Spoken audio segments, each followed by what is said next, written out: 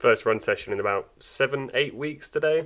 Seriously procrastinating and putting it off, but I think Catherine's getting a bit bored of waiting. Come on. So we better get out there.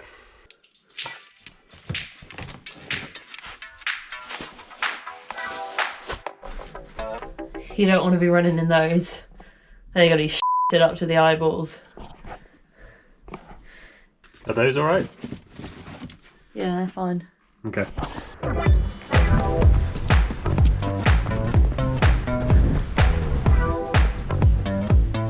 Right, made it to the playing field. The location for today's session. Session is 7, 6, 5, 4, 3, 2, 1, 1, 1 minutes on with 1 minute recovery. So about half an hour of work, quite a long one to get back into it, but better now than never, I guess. Ready for the session. Yeah, back's a bit sore. Catherine decided to deadlift her back off the other day, so It's really hurting. still feeling the effect. Yeah, we'll both do our best and catch up with you after.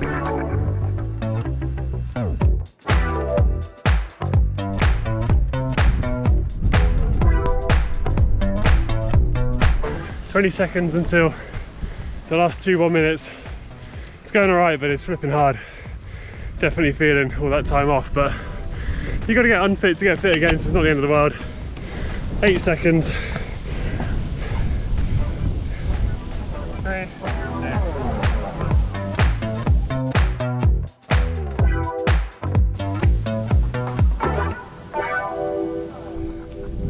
2. Last one. 3, 2, 1.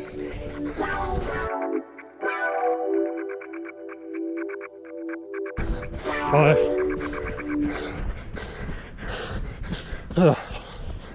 There we go. Session done. Let's get home, get showered, and then there's something else I want to talk to you about today as well. So, see you at home.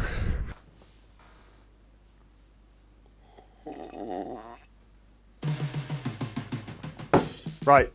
Today's video, if you hadn't already guessed by the title there, is the kit that I've been using this last year for kind of training and racing. There's been a lot of people ask what sort of things I'm using. Kit is huge in triathlon, so everyone kind of wants to know what other people are using, what's the best, looking for recommendations and advice basically. So I thought this would be a pretty good opportunity to show you all the kit I'm using.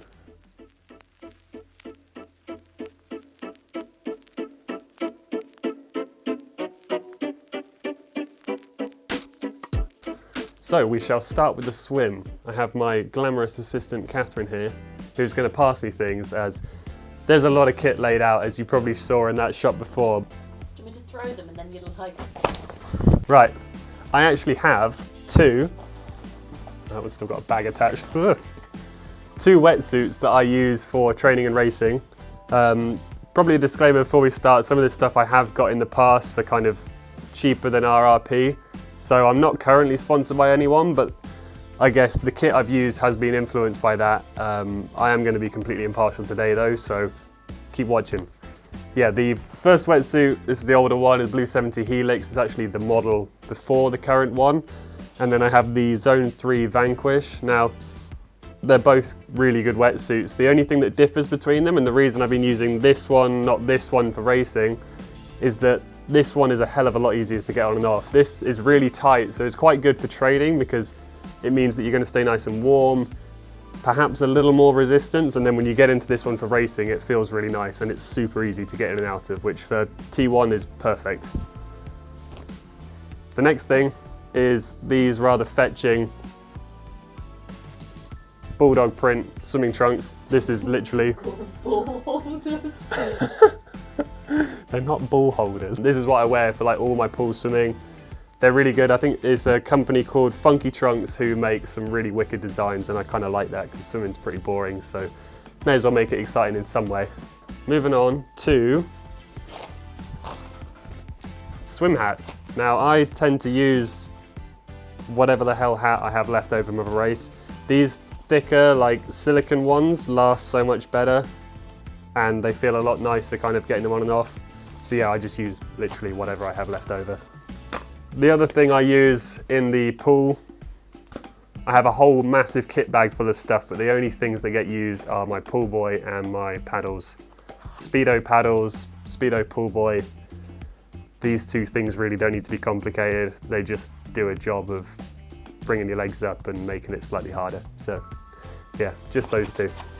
And then finally for swimming, I think, yep, 2 pairs. So my go-to goggle for years, since being a swimmer as a kid, they've changed them slightly recently, but it's Speedo's Speed Socket. So these are the Speed Socket 2, and they're just the best. Like, you can see plenty out of them, even though they're small. They're low profile, so you dive in, they don't come off. And the only thing I would say about them is they can be a little bit stiff when you first get them on the inside of your nose, but give them kind of like a couple of weeks of using them for swimming and they kind of soften off a bit and they're great. The other pair of goggles that I use in this box that looks like it's been attacked by a dog is Zone 3 Vapor goggles. And the reason I have these is they use a polarized lens. So for morning swims where the sun's really low on the water and you get loads of glare, this cuts through it. They're also a bit bigger, so you get a better field of view. They're really good for racing in the morning. Big fan of those. All of that goes inside... Your bum. Not my bum.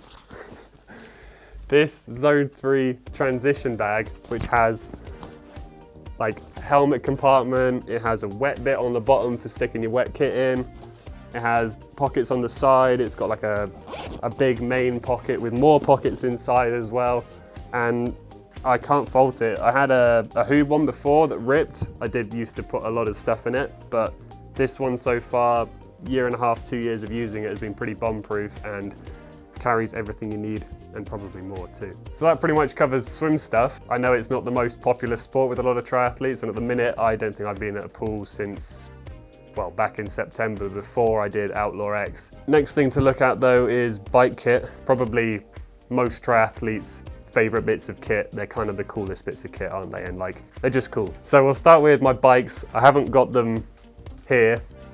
There's not much room in here, so I can't really bring them in. But you've probably seen from my other video where I do actually talk through my bike. I'll stick that up here somewhere. I have a Boardman TT Air 9.8. So it's quite an old frame. It's not integrated in any way. Yeah, have a look through that whole video, talk through all the specifics on it. The only thing that's changed since that video is I did put a set of Continental GT 5000 tyres on, 23mm width for Outlaw X. So those will be my race tyres for next year as well. My training bike is a Cannondale CAD 10, whole hodgepodge of random components on it. It's got a power tap, hub rear wheel, so that's my power meter on that bike. I use that for commuting, I use that for training. I've actually now got my time trial bike on the turbo, which I'll mention in a second, but that's kind of my do everything bike. It's aluminium, it's easy to work on, service. It's pretty perfect really. The most recent thing I've bought is a kicker core.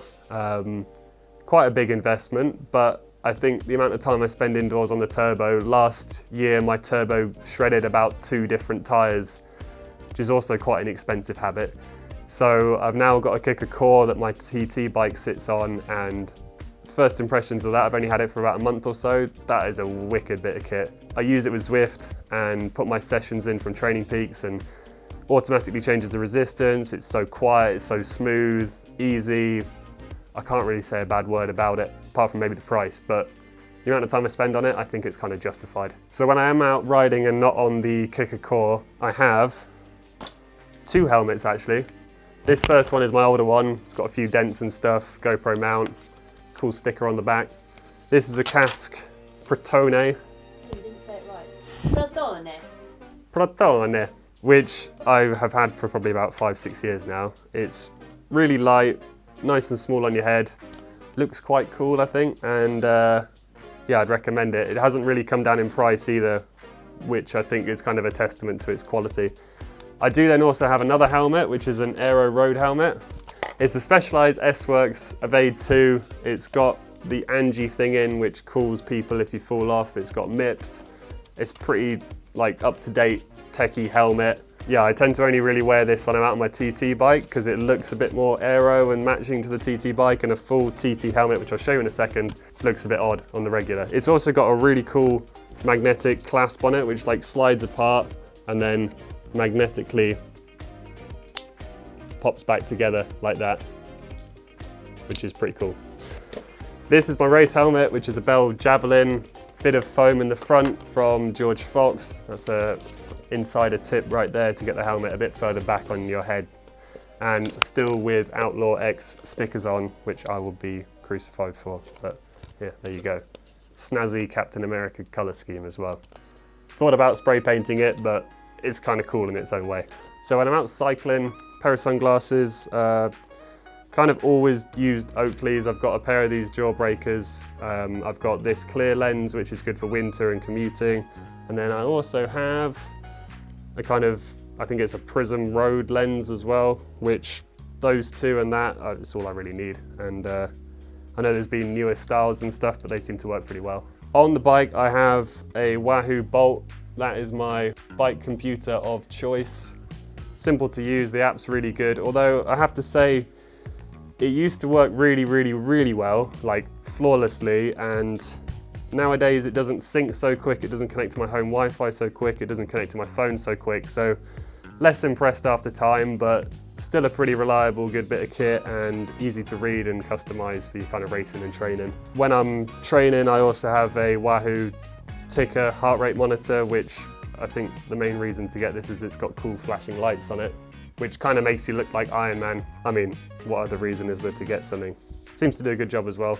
Cycling shoes, I have two pairs actually. I have these Rafa GT shoes made out of the finest yak's leather, would you believe? They're my kind of road, everyday sort of shoe, although they're kind of on their last legs, so I think these need to be replaced next year. For racing, I have these probably 7-8-year-old shoes. They're a bit minging. I only use them for racing. They're really comfy, fit really well, still with an elastic band from Outlaw X. These also need replacing. Thinking about getting a pair of Bonts, the ones with the little, they've got a boa and then a flap that folds over the top, but they're quite expensive. So between that and my other shoes being replaced, it could be an expensive 2021 start of the year. But you spend a lot of time in these, so it's kind of worth spending a bit of money on them anyway. Okay, that's pretty much all my bike stuff. Last sport, running. This is probably the simplest in terms of kit, but it's important to get right because running injuries are probably more prolific than in any of the other sports. So, first things first, my normal run shoes. These are Solar Glide STs, Adidas shoes. Use these now for probably 2 years. Little bit of support in them. Not those pair. Not this specific pair. I've had a few pairs of these now and they seem to work really well for me. Boost midsole, which I get on really well with. I wouldn't say go out and buy these if you're looking for a pair of run shoes. My preferred method for buying run shoes is we have a really great shop near us where you go and they have a huge stock of shoes. You go and run on a treadmill. They then basically bring a few pairs of shoes out. You run on the treadmill in all of those pairs of shoes. They have a look at what your feet are doing with the pairs of shoes, and you eventually kind of work your way down to the right pair for you, which compared to just buying a pair off what someone else has said or what the marketing blurb says, it's so much better, and it means that you kind of walk away from the shop with having spent a good chunk of money on a pair of shoes, but you're confident that they're going to work for you at least. You might have also seen in a few videos, I tend to wear a hat when I run, more as a hair management tool than anything else.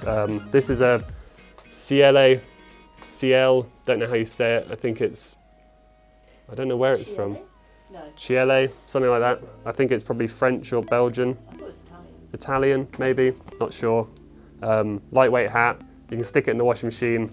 It folds up really small so you can put it in a pocket if you want to. And looks kind of cool for a run hat too. It's got a nice clip on as well, which makes it easier to adjust. Newer purchase for running sunglasses, I have a pair of these, which you might have also seen in the Madeira vlog. These are about the best run sunglasses I've ever used. They just stay on your face so much better than those other big ones that I've got. I think a little bit less weight and a lot more rubber on the stems seems to make that difference, and I just really rate Oakley sunglasses. I know they're quite expensive, but they do seem to work really well. And then for running, I use this, and I also use this for open water swimming and the occasional bike ride if I've forgotten to charge my bike computer. It's a Garmin Forerunner 735 XT. It's got a heart rate monitor on the back, does swim, bike, run, hike, kayak, like loads of stuff. Pretty bomb-proof, connects to my phone really well, seems to give me good data. Was pretty affordable as well, I think, relatively, and I can't really knock that either. So yeah, that's a good affordable GPS watch if you're just kind of getting into try and want a watch that can do everything. Finally, You might have seen these in the Outlaw X video as well. I did invest in a pair of bright green Next Percent Nike running shoes for racing. The course at Outlaw meant that I haven't really given these a good tryout yet, but I am looking forward to maybe doing some pure running races, and like, they felt great when I went and did some training on the road in them, so I'm pretty confident that these are definitely going to help me to a few PBs next year. So there we go, that is my kit, and there's a lot of it, isn't there? You kind of don't really realise until you lay it all out and go through it all like that, but triathlon's pretty kit heavy, and so I guess that's why you guys are so interested in what sort of kit I'm using, and maybe some of those bits you might end up using for yourself. Yeah, if you've got any questions about any of that stuff, do leave them down in the comments. I'm happy to answer. I'm impartial, happy to give advice where I can, and yeah, hopefully get you guys something that works for you. If you've enjoyed the video, give it a like, subscribe if you're not already. It's wicked to see the subscriber count going up. It would be amazing to hit 1,000 before next year. I think I'm like 195 away from that, so it's pretty close. So if you are new, hit that subscribe button, it'll be wicked, and yeah, I'll see you in the next one.